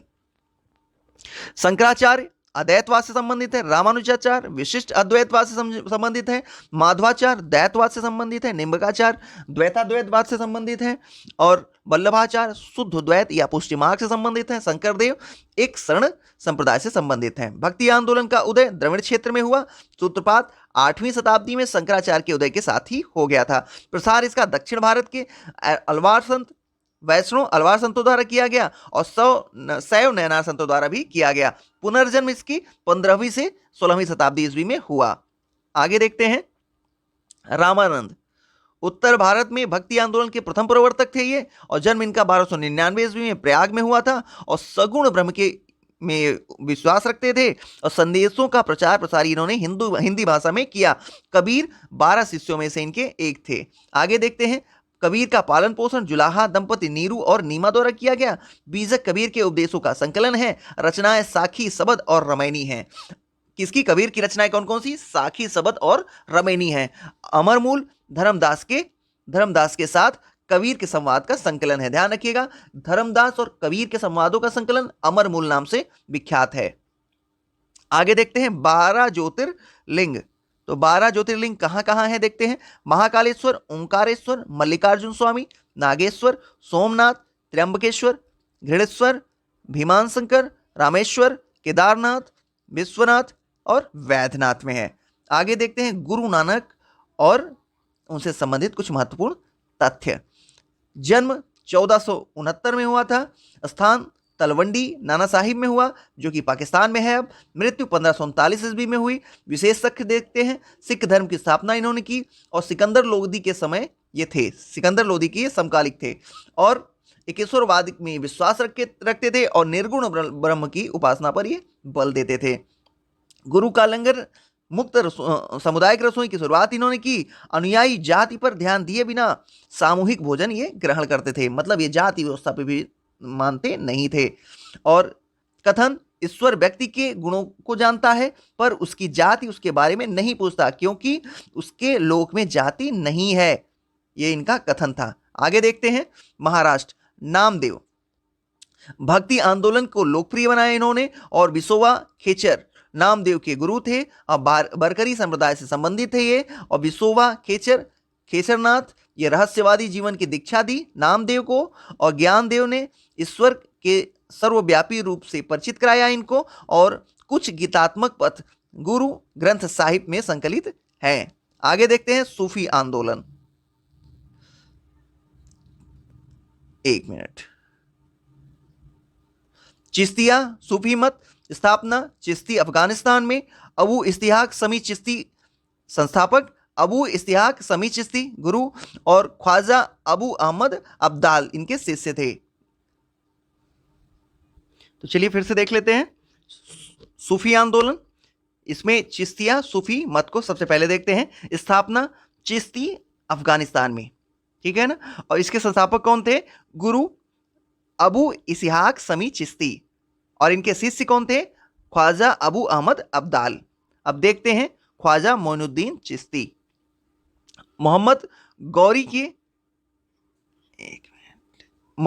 की सेना के साथ ये भारत आए थे ख्वाजा मोइनुद्दीन चिश्ती, और इन्होंने अजमेर में निवास किया। भारत में सर्वप्रथम प्रचारक यही थे। मृत्यु इनकी 1236 ईस्वी में हुई। गुरु इनके कौन थे? ख्वाजा उस्मान चिश्ती हारून। कौन थे? ख्वाजा उस्मान चिश्ती हारून, शेख मोहम्मद दीन चिश्ती के गुरु थे। शिष्य कौन थे? कुतुबुद्दीन मोहम्मद काकी। अब देखते हैं बाबा फरीद। चिश्ती सिलसिले को भारत में लोकप्रिय बनाया, और बलबन के दामाद थे ये। इनकी रचनाएं गुरु ग्रंथ साहब में संकलित हैं। निजामुद्दीन औलिया को देखते हैं। आध्यात्मिक गुरु बाबा फरीद थे, और मृत्यु इनकी 1325 ईस्वी में हुई। इनकी दरगाह दिल्ली में है, और 7 सुल्तानों के समकालीन थे, या यूं कहिए 7 सुल्तानों का शासन इन्होंने देखा। अन्य नाम महमूद इलाही है। सुल्तान उल औलिया संतों का राजा भी इनका अन्य नाम है। अलाउद्दीन से मिलने से इन्होंने इनकार कर दिया था। आगे देखते हैं शेख सलीम चिश्ती। चिश्ती शाखा के अंतिम सूफियों में से एक थे, और शेख उल हिंद की उन्होंने उपाधि धारण की। जहांगीर का जन्म इनके ही आशीर्वाद से हुआ था। कादरी शाखा संस्थापक शेख मुहीउद्दीन कादिर जिलानी, ये बगदाद के थे। प्रथम प्रचारक भारत में शाह नियातुल्ला और मखदुम जिलानी थे। आगे देखते हैं नक्शबंदी सिलसिला। नक्शबंदी सिलसिला की स्थापना 1400 ईस्वी में हुई। संस्थापक ख्वाजा बहाउद्दीन नक्शबंद थे। ख्वाजा ख्वांद महमूद कश्मीर को अपना केंद्र बनाया, और ख्वाजा बकी बिल्लाह भारत के प्रमुख प्रचारक रहे। ध्यान रखिएगा, नक्शबंदी सिलसिला का भारत में मुख्य प्रचारक कौन रहा? ख्वाजा बकी बिल्लाह रहे। और शेख अहमद सर हिंदी बकी बिल्लाह के शिष्य थे। वजहत उल सहूद का प्रतिपादन इन्होंने किया। आगे देखते हैं, मुजुद्दीन इस्लाम धर्म के सुधारक, संगीत का विरोध। अच्छा, इसमें देखिए क्या था, इसमें संगीत का विरोध किया गया है और इस्लाम धर्म के सुधार का विरोध किया गया है। अकबर को उदार नीतियों का विरोध किया गया, अकबर की उदार नीतियों का इसने विरोध किया है। प्रसिद्ध अनुयायी इसका औरंगजेब था। किसका? नक्शबंदी सिलसिले का। आगे देखते हैं महत्वपूर्ण तथ्य। सूफी संत शाह मोहम्मद गौस ने श्री कृष्ण को स्वीकार किया औलिया के रूप में। सूफी संतों के निवास स्थान का नाम खानकाह है। सूफी संगीत समारोह का नाम सभा है। इस्लाम के धार्मिक कानूनों के विद्वानों को क्या कहा जाता है? उलेमा। प्रेम वाटिका काव्य ग्रंथ की रचना की थी रस खान ने। पद्मावत, अखरावट और आखिरी कलाम की रचना मलिक मोहम्मद जायसी की है। ध्यान रखिए, पद्मावत, अखरावट और आखिरी कलाम ये मलिक मोहम्मद जायसी की रचना है। आगे देखते हैं, तुलसीदास समकालीन थे अकबर और जहांगीर के। भारत का सादी कहा जाता है अमीर हसन को। और ईसा मसीह का जन्म हुआ यहूदिया प्रांत के बेथलेहम में। ठीक है, आगे देखते हैं सल्तनत काल। आगे है सल्तनत काल में विविध। तो देखते हैं विविध, यहाँ पे राज्य दिए हुए हैं और उनसे संबंधित शासक। तो देवगिरी राजा रामचंद्र देव से संबंधित है। चित्तौड़ राणा रतन सिंह से। रणथंभौर हमीर देव से। गुजरात कर्णदेव से। आगे देखते हैं फरिश्ता, पूरा नाम मोहम्मद कासिम हिंदू शाह। कुछ समय बाद अहमदनगर के शासक मुर्तजा निजाम शाह का दरबारी विद्वान बना। आगे देखते हैं तारीख है फरिश्ता पुस्तक बीजापुर के शासक इब्राहिम आदिल शाह को समर्पित है। फिर से सुनिए, तारीख है फरिश्ता पुस्तक बीजापुर के शासक इब्राहिम आदिल शाह को समर्पित है। तहकीक हिंद रचयिता अलबरूनी है और यह फारसी भाषा में रचित है। अंग्रेजी अनुवाद एडवर्ड सांची है। हिंदी अनुवादक इसके रजनीकांत शर्मा हैं। कीर्ति स्तंभ राणा कुंभ द्वारा मालवा विजय के उपलक्ष्य में बनवाया गया था, राणा कुंभा द्वारा। आगे देखते हैं जैता द्वारा निर्मित अत्रि और प्रस्तिकार महेश। आगे देखते हैं वीर पांड्या रियासत और शासक। वीर पांड्या मदुरा, बीरबललाल वैसल, देवगिरी शंकरदेव, वारंगल प्रताप रुद्रदेव द्वितीय। युद्ध और वर्ष देखते हैं। चंदावर का युद्ध 1194 ईस्वी। तैमूर का आक्रमण 1398 ईस्वी। घाघरा का युद्ध 1529 ईस्वी। तालीकोटा का युद्ध 1565 ईस्वी। प्रशासनिक विभाग और प्रारंभिक कर्ता देख लेते हैं। दीवाने मुस्तखराज ये राजस्व विभाग था, इसको अलाउद्दीन खिलजी ने बनवाया। दीवाने रियासत ये बाजार नियंत्रण विभाग था, अलाउद्दीन खिलजी ने बनवाया। दीवाने कोही ये कृषि विभाग था, मोहम्मद बिन तुगलक द्वारा स्थापित किया गया। दीवाने खैरात ये दान विभाग था, फिरोज शाह तुगलक द्वारा स्थापित किया गया। दीवाने बंदगान दास विभाग था, ये फिरोज शाह तुगलक द्वारा बनाया गया। आगे देखते हैं महत्वपूर्ण तथ्य। नोट, होयसल राजवंश की राजधानी द्वार समुद्र का वर्तमान नाम हेलीवीड है, जो कर्नाटक के हासन जिले में स्थित है। हेलीवीड के वर्तमान मंदिरों में विख्यात मंदिर होयसलेश्वर का प्राचीन मंदिर है। किसका? होयसलेश्वर का प्राचीन मंदिर है। वेलूर में स्थित होयसल काल में निर्मित चेन्याकेशो मंदिर का निर्माण प्रारंभ करवाया था विष्णुवर्धन होयसल वंश का शासक। ध्यान रखिए, वेल्लूर में स्थित होयसल काल में निर्मित चेन्नाकेशो मंदिर का निर्माण प्रारंभ किसने करवाया? तो विष्णुवर्धन ने कराया था। विष्णुवर्धन कौन है? ये होयसल वंश के शासक हैं। आगे देखते हैं महमूद गजनी के दरबार में प्रसिद्ध विद्वान एवं कवि फिरदौसी को दी गई उपाधि पूर्व का होमर। फरिश्ता की पुस्तक तारीख फिरदशाही का अन्य नाम गुलशन ए इब्राहिमी। आगे देखते हैं सल्तनत काल में इक्तादारों द्वारा सरकारी खजानों के जमा किए जाने वाली अतिरिक्त राशि क्या कहलाती थी? फजाउल या फजिल। आगे मुगल वंश देखते हैं। मुगल वंश बाबर। तुर्कों की चगताई शाखा से संबंध था इनका। पूरा नाम जहीरुद्दीन मोहम्मद बाबर था। पिता का नाम उमर शेख मिर्जा था। माता का नाम कुतलुग निगार खानम था। और सरेल पुल का युद्ध 1501 ईस्वी में सोबानी खां से परास्त हुआ। ये सोबानी खां द्वारा तुगलमा पद्धति का प्रयोग जिसने किया था। अच्छा ध्यान रखिएगा, सरे पुल के युद्ध में 1501 ईस्वी में सरे पुल के युद्ध में सोबानी खां द्वारा तुगलमा पद्धति का उपयोग किया गया था, जिसको बाद में बाबर ने 1526 में उसमें पानीपत के युद्ध में प्रयोग किया था। आगे देखते हैं, 1507 ईस्वी में मिर्जा की उपाधि इसने त्याग दी और नई उपाधि पादशाह की इसने धारण कर ली। और पानीपत का प्रथम युद्ध 21 अप्रैल 1526 को इसने लड़ा। आगे देखते हैं, तुगलमा युद्ध नीति का प्रयोग इब्राहिम लोधी के विरुद्ध इसने 27 अप्रैल 1526 को किया था। बाबर ने स्वयं को बादशाह घोषित कर भारत में मुगल साम्राज्य की नींव रखी थी।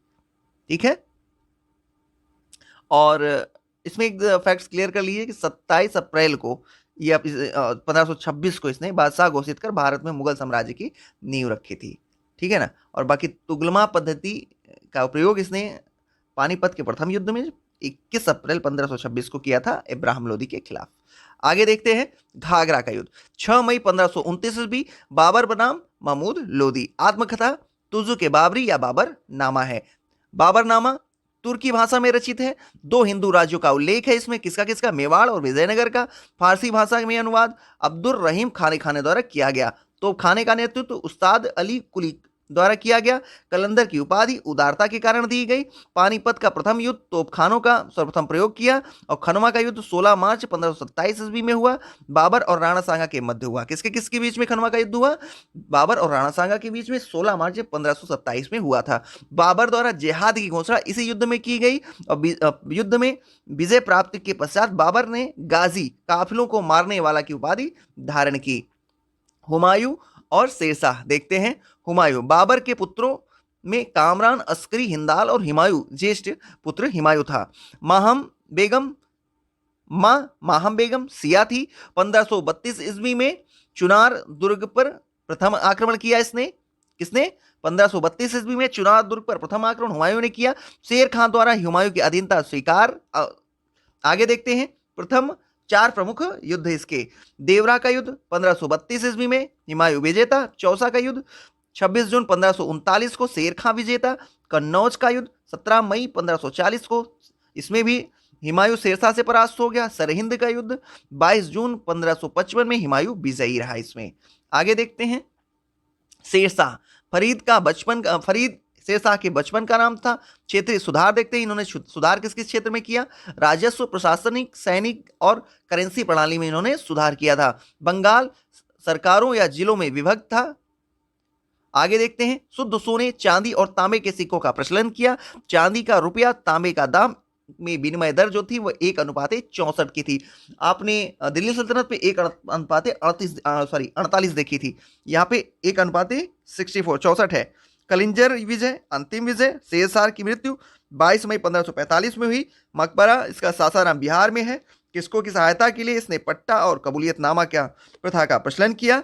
दिल्ली स्थित पुराना किला भवनों का निर्माण इसने कराया। सड़क आजम ग्रैंड ट्रंक रोड का निर्माण इसी ने कराया।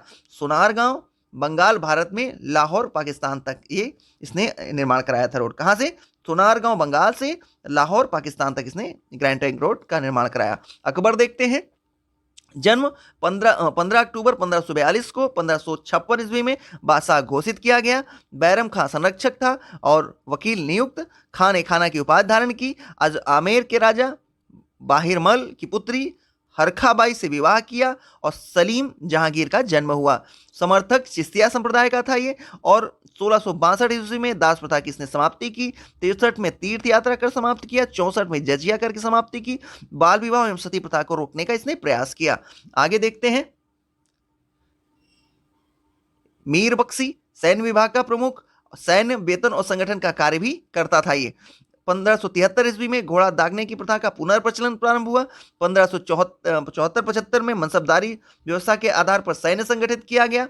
और मनसबदारी व्यवस्था देख लेते हैं। मनसबदारी श्रेणी और पद, मनसबदार श्रेणी और पद प्राप्त अधिकारी, दशमलव प्रणाली पर यह आधारित था।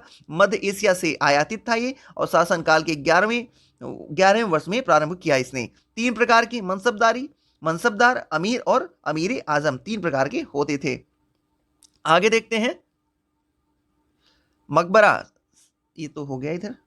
इसका देखते हैं अकबर का महत्वपूर्ण तथ्य आईने 10 आला अकबर द्वारा अपने शासन के 24वें वर्ष प्रारंभ किया गया। वास्तविक प्रणेता इसके टोडरमल थे और अन्य नाम इसका टोडरमल बंदोबस्त भी है। तौहीद ए इलाही अन्य नाम दीन ए इलाही 1582 ईस्वी में स्थापना की। धर्म के मूल सिद्धांत सम्मिलित हैं इसमें और वास्तव में सूफी सर्वेश्वरवाद पर आधारित एक विचार पद्धति है। ये प्रधान पुरोहित अबुल फजल हैं इसके और हिंदुओं में केवल एक बीरबल द्वारा इसे स्वीकार किया गया। ठीक है, दीन ए इलाही को। आगे देखते हैं कुछ इंपॉर्टेंट फैक्ट्स। पर्सी ब्राउन ने टर्की सुल्तान के महल को कहा स्थापत्य कला का मोती। अकबर के गुजरात विजय के बाद सिकरी को दिया गया नया नाम फतेहपुर सिकरी और अकबर के सिकंदरा का नया नाम रखा गया फैस्ताबाद। और अकबर ने अनुवाद विभाग की स्थापना की फैजी के अध्यक्षता में। इंग्लैंड की रानी एलिजाबेथ प्रथम का समकालीन शासक अकबर था और अमेरिका की खोज का उल्लेख अबुल फजल ने किया है। इबादत खाने की स्थापना 1575 में फतेहपुर सिकरी में की। जहांगीर देखते हैं, जन्म 30 अगस्त 1569 को हुआ। मानबाई पहली पत्नी, अंबर के राजा भगवान दास की पुत्री और राजा मानसिंह की बहन थी। जगत गोसाई दूसरी पत्नी, उदय सिंह की पुत्री और शहजादा खुर्रम की मां थी। राजाभिषेक 1605 ईस्वी में आगरा के किले में हुआ और नासिरुद्दीन मोहम्मद जहांगीर बादशाह गाजी की उपाधि धारण की। 2 अस्पा सवार पद के 2 गुने घोड़े, सिंह अस्पा सवार पद के 3 गुने घोड़े इसी ने चलाए। आगे देखते हैं चित्तौड़गढ़ की संधि 1615 ईस्वी में राणा अमर सिंह के साथ। राणा ने मुगल बादशाह की अधीनता स्वीकार की और जहांगीर ने राणा को चित्तौड़ वापस कर दिया। आगे देखते हैं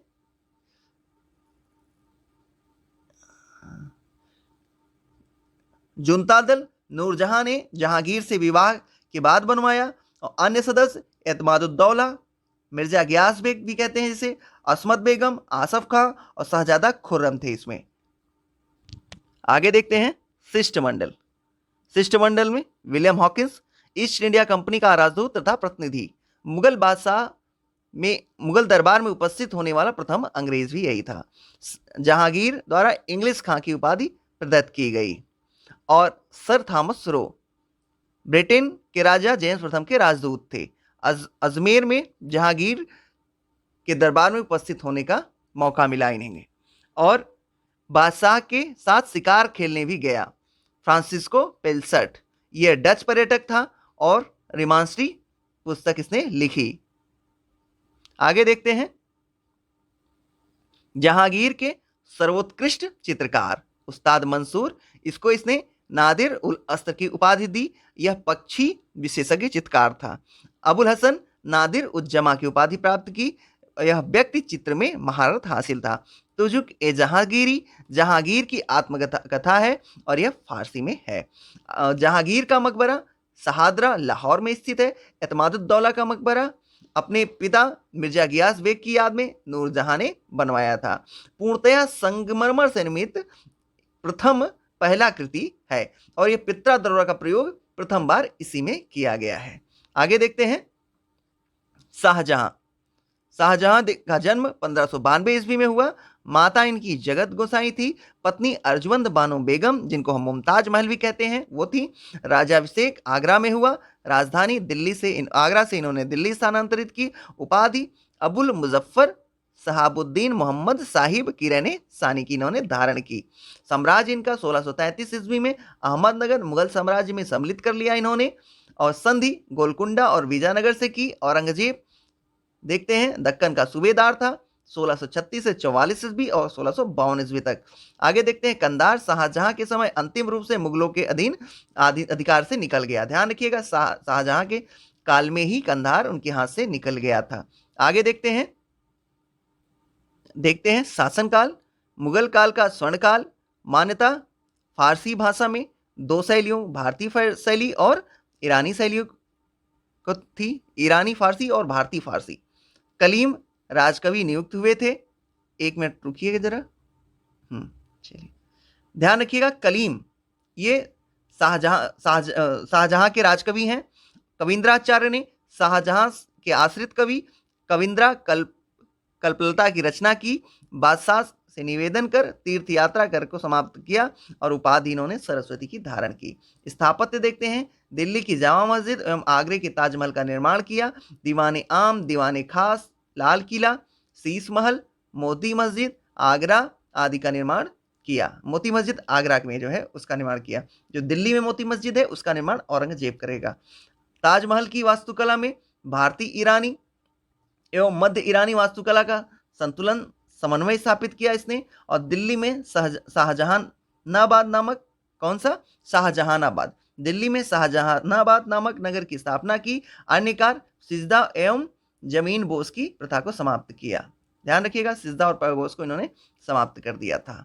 औरंगजेब देखते हैं, इसका 2 बार राज्याभिषेक हुआ। एक बार 15 जुलाई 1658 को और दूसरा 31 जुलाई 1658 को, दूसरा 15 जून 1669 को। उत्तराधिकार युद्ध देखते हैं, धर्मत का युद्ध हुआ 15 अप्रैल 1658 को। दारा सिकोह की तरफ से जसवंत सिंह ने इस युद्ध में लड़े थे, जिसमें दारा सिकोह पराजित हुआ। और सामूहगढ़ का युद्ध देखते हैं 29 मई 1658, यह भी दारा सिकोह बनाम औरंगजेब एवं मुराद की संयुक्त सेना से लड़ा गया था, इसमें भी दारा सिकोह पराजित हुआ।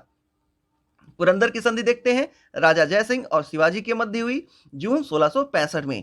बीजापुर 1686 ईस्वी, गोलकुंडा 1687 ईस्वी पर इसने आधिपत्य कर लिया। मुगल सेना में सर्वाधिक हिंदू सेनापति इसी के समय थे, मतलब औरंगजेब के समय में थे। शासनकाल का उत्तराधिकार 31.6% सेनापति हिंदू और आधे से अधिक मराठी थे उसमें। आगे देखते हैं, औरंगजेब 1679 में जजिया कर को पुनर्जीवित किया इसने। सिक्कों पर कलमा खुदवाना और नवरोज का त्यौहार मनाना, तुलादान और झरोखा दर्शन पर इसने पाबंदी लगा दी। राबिया उद दौरानी के मकबरे का निर्माण कराया इसने आजम शाह द्वारा, ठीक है, निर्माण कराया। और अन्य नाम बीबी का मकबरा है। राबिया उद दौरानी के मकबरे को अन्य क्या कहते हैं? बीबी का मकबरा। और ताजमहल पर आधारित स्थापत्य कला शैली का ये अप्रतिम उदाहरण है, या इसको हम द्वितीय ताजमहल भी कह सकते हैं। दिल्ली के लाल किले में मोती मस्जिद का निर्माण किया, जहां आरा को साहिबात उज जमानी की उपाधि दी और संत समर्थक रामदास इसके समकालीन थे। आगे देखते हैं, मदद ए मास विद्वानों और धार्मिक व्यक्तियों को दी जाने वाली राजस्व मुक्त अनुदान भूमि थी।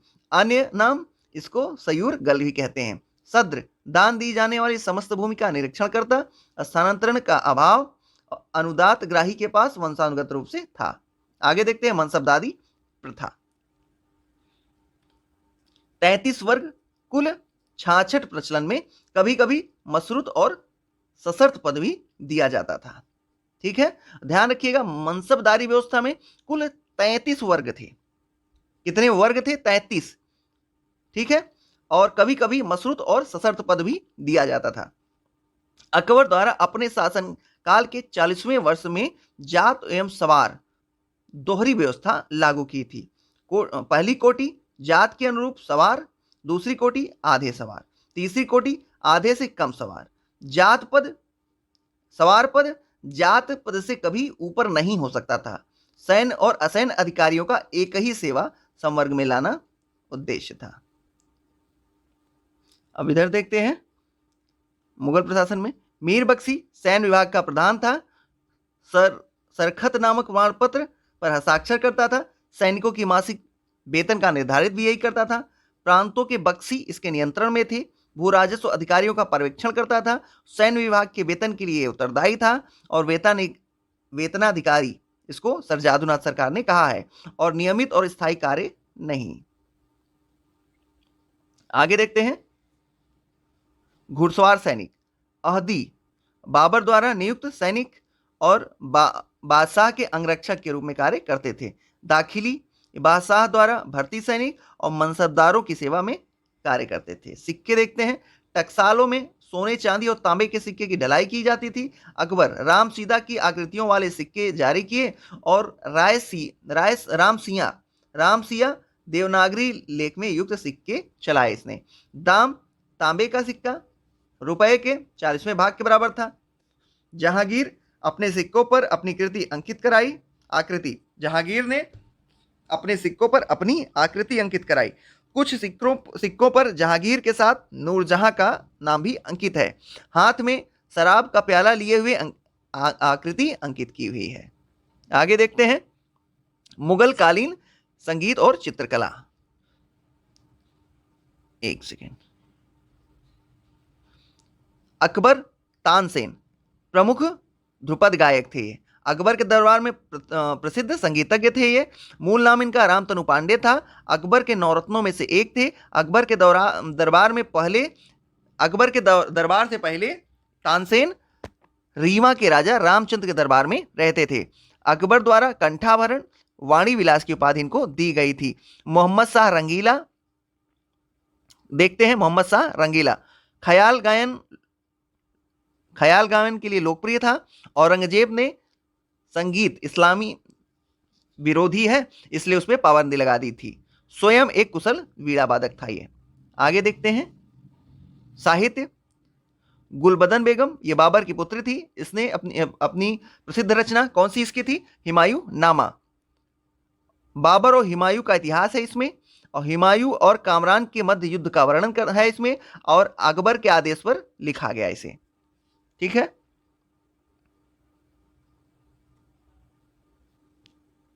आगे देखते हैं लेखक और पुस्तकें। नजीमुद्दीन अहमद तकबाते अकबरी, ध्यान रखिए, तबकाते अकबरी, नजीमुद्दीन अहमद, तारिके शेरशाही, अब्बास खां शेरवानी, ताजुल मासीर हसन निज़ामी की कृति है। कानून ए हुमायूनी ख्वांदमीर की रचना है। नुक्सा ए दिलकुशा भीमसेन की रचना है। आलमगीरनामा मिर्ज़ा मोहम्मद काजिम की रचना है। सियार उल मुतखरीन ये गुलाम हुसैन की रचना है। आलमे सालेह ये मोहम्मद सालेह की रचना है। शाहजहांनामा इनायत खां की रचना है। चहार चमन ये चंद्रभान ब्राह्मण की रचना है। और इकबालनामा ये जहांगीरी ये मोतीमिद खां की रचना है। आगे देखते हैं अब्दुल हमीद लाहौरी ने पादशाहनामा, अबुल फजर ने अकबरनामा, केशवदास ने रामचंद्रिका और केशवदास ने रसिक प्रिया की रचना की। रसिक प्रिया और रामचंद्रिका की रचना केशवदास ने की है। आगे देखते हैं चित्रकला।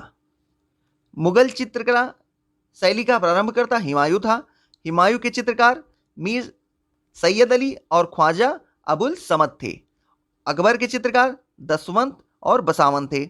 जहांगीर के चित्रकार अबुल हसन जिन्हें नादिर उल जमा की उपाधि मिली हुई थी। उस्ताद मंसूर जिन्हें नादिर उल अस्त की उपाधि मिली हुई थी। अन्य तथ्य जहांगीर से संबंधित। मुगल चित्रकला का स्वर्ण युग था जहांगीर का काल, और चित्रकला का कुशल पारखी था जहांगीर। आगे देखते हैं साहित्य।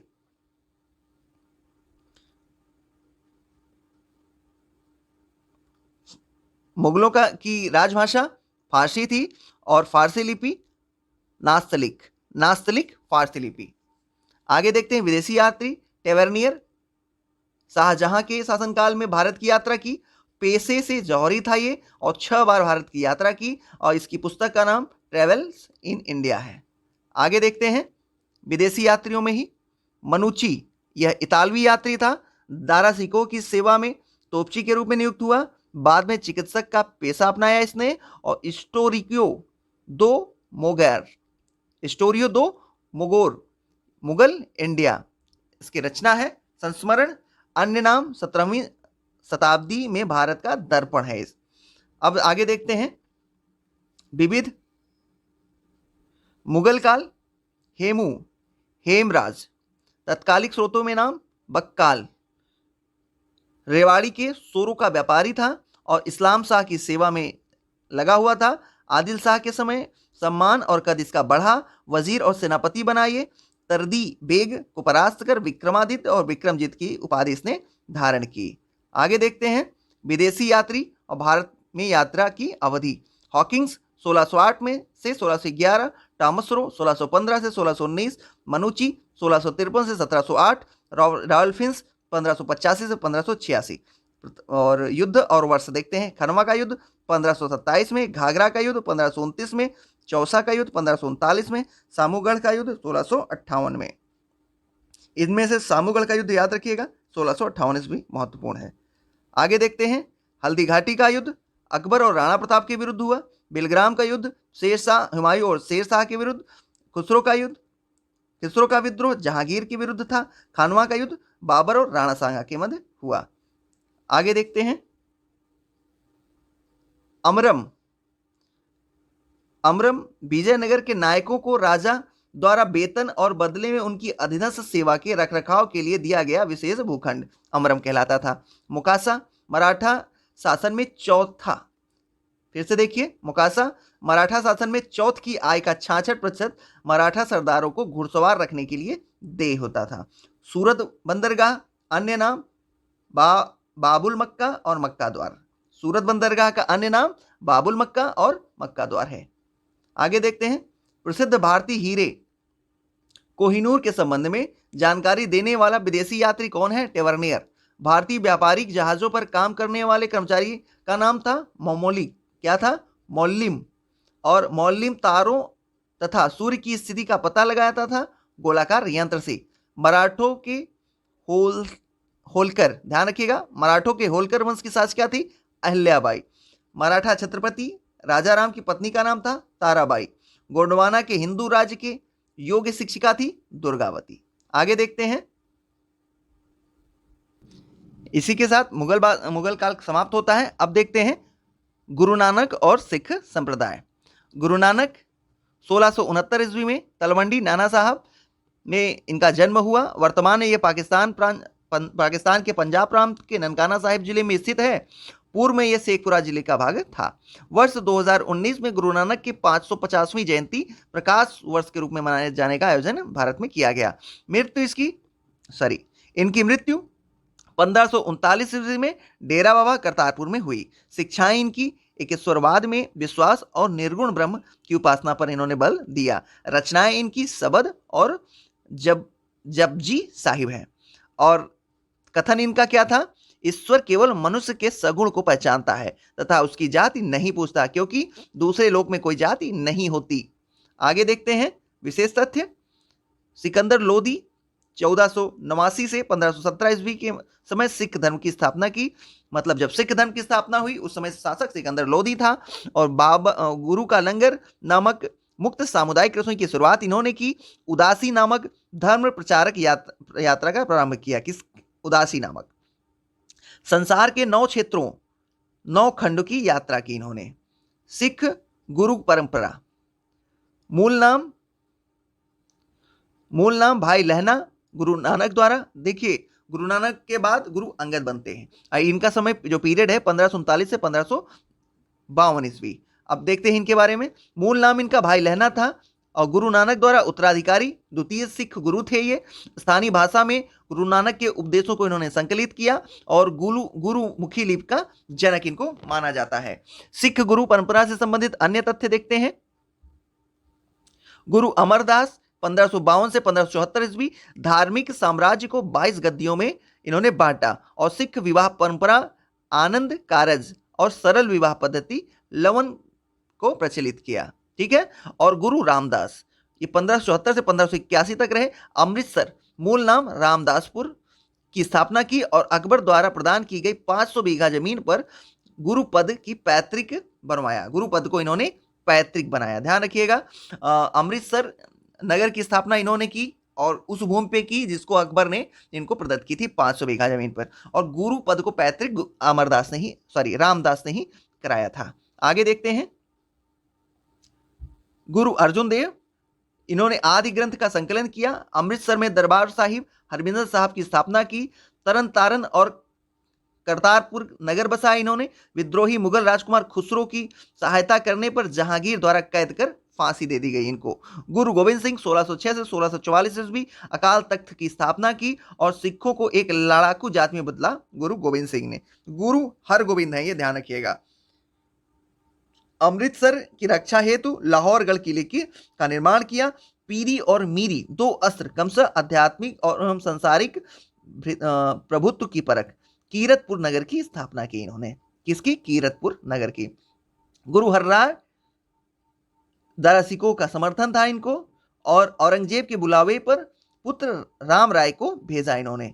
गुरु हरकिशन सबसे कम अवधि 8 वर्ष से कम आयु में चेचक से मृत्यु हो गई इनकी, और बाल गुरु उपनाम है इनका गुरु हरकिशन का। गुरु तेग बहादुर आनंदपुर साहिब की स्थापना की, किसानों का नेतृत्व तथा कश्मीरी ब्राह्मणों के लिए संघर्ष किया इन्होंने।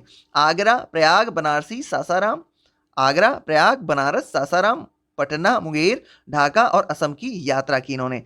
इस्लाम न स्वीकार करने के कारण औरंगजेब द्वारा मृत्युदंड दे दिया गया और शहीद स्थल पर शीशगंज साहिब गुरुद्वारा चांदनी चौक में बनाया गया है।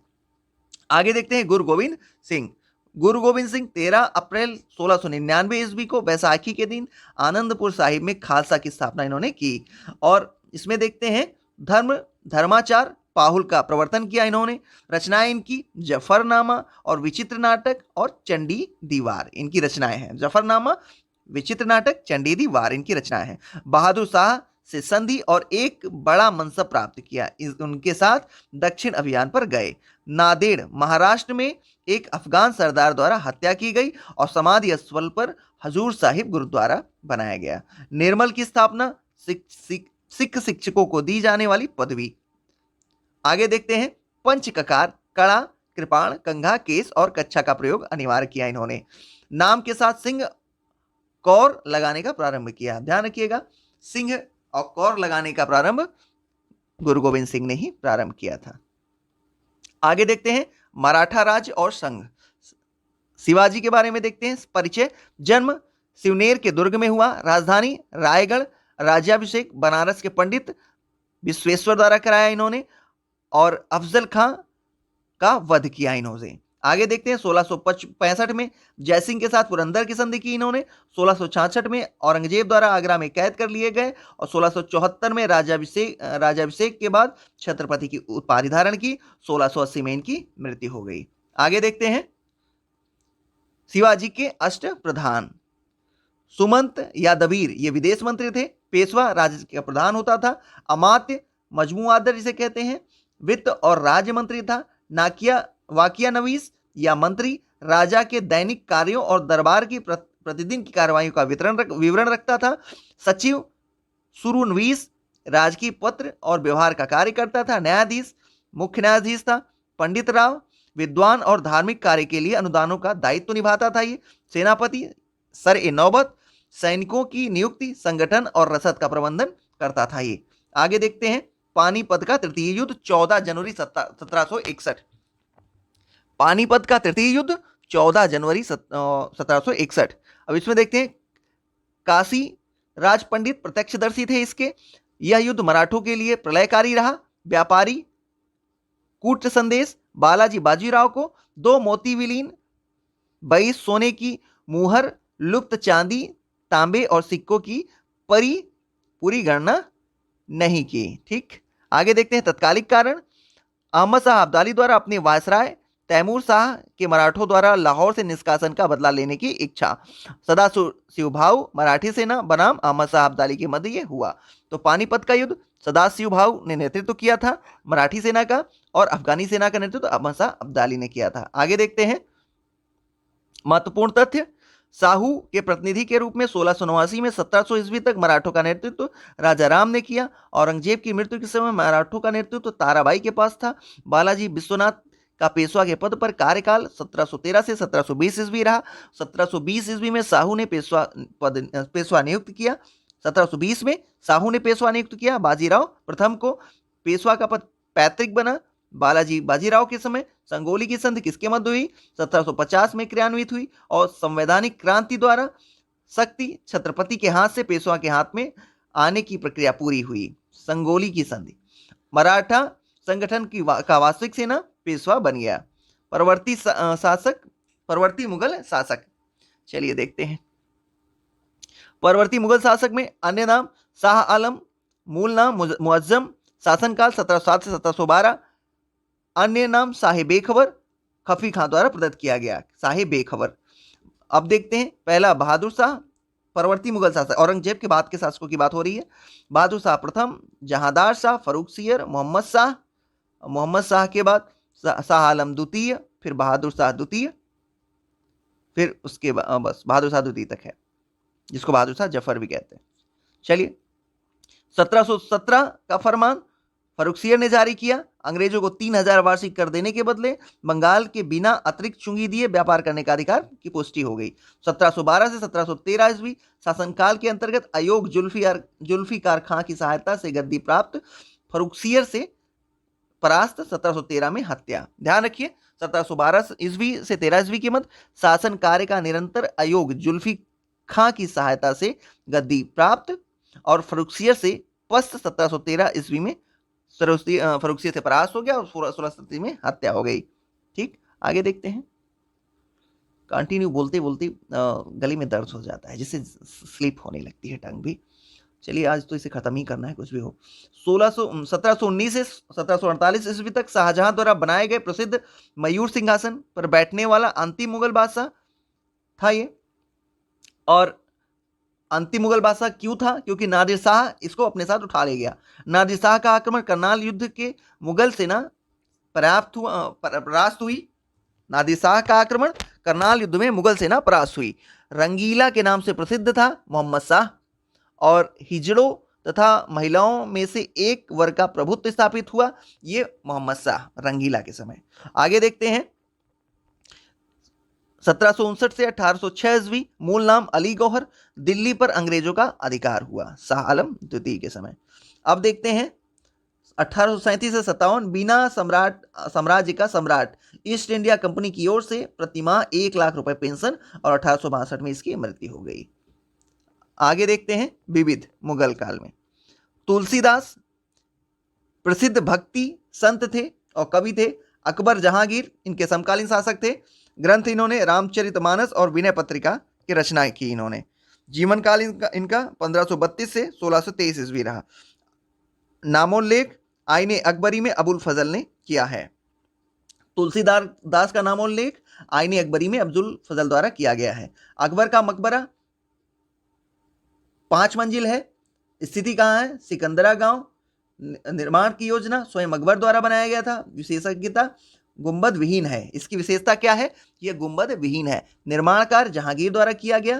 प्रत्येक ऊपर की मंजिल नीचे की मंजिल से आकार में छोटी थी। आगे देखते हैं आगरा का किला अकबर द्वारा निर्मित है। अकबर के प्रधान कारीगर कासिम खां की देखरेख में निर्मित किया गया और किले के अंदर अकबर द्वारा लाल पत्थर निर्मित 500 से अधिक भवन निर्मित है। इसमें जहांगीर महल इसी किले में स्थित है। अकबरी शैली का सर्वप्रथम उदाहरण यहीं से मिलता है। तुलसीदास देखते हैं बड़े ग्रंथ और छोटे ग्रंथ। दोहावली छोटे ग्रंथ में देखते हैं दोहावली, गीतावली, कवितावली, रामचरितमानस और विनय पत्रिका। बड़े ग्रंथों में फिर से देखिए बड़े ग्रंथों में दोहावली, गीतावली, कवितावली, रामचरितमानस, विनय पत्रिका है। छोटे ग्रंथों में पार्वती मंगल, जानकी मंगल, वरवे रामायण, वैराग्य संदीपनी और कृष्ण गीतावली है। आगे देखते हैं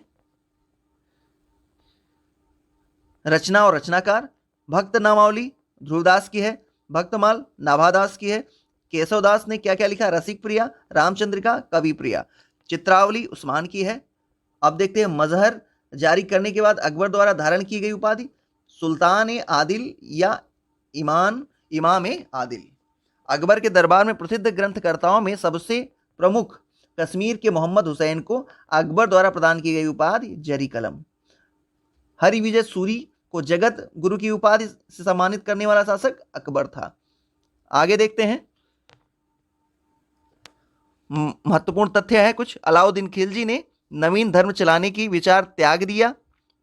कोतवाल अलाउल मुल्क की सलाह पर जब उसने राजत्व प्राप्त किया तो वह शरीयत के नियमों आदेशों से पूर्णतया स्वतंत्र था। यह कथन किसका है? वर्नी द्वारा अलाउद्दीन खिलजी के लिए। आगे देखते हैं राजपथ के विषय में बलबन के विचारों को पुनर्जीवित किया अलाउद्दीन खिलजी ने। शासक और प्रसिद्ध कार्य देखते हैं इल्तुतमिश ने चहलगानी अमीर, मोहम्मद तुगलक ने प्रतीक मुद्रा, शेर शाह ने सड़क आजम, अकबर आईने दसाला। आगे देखते हैं भक्ति संत और व्यवसाय।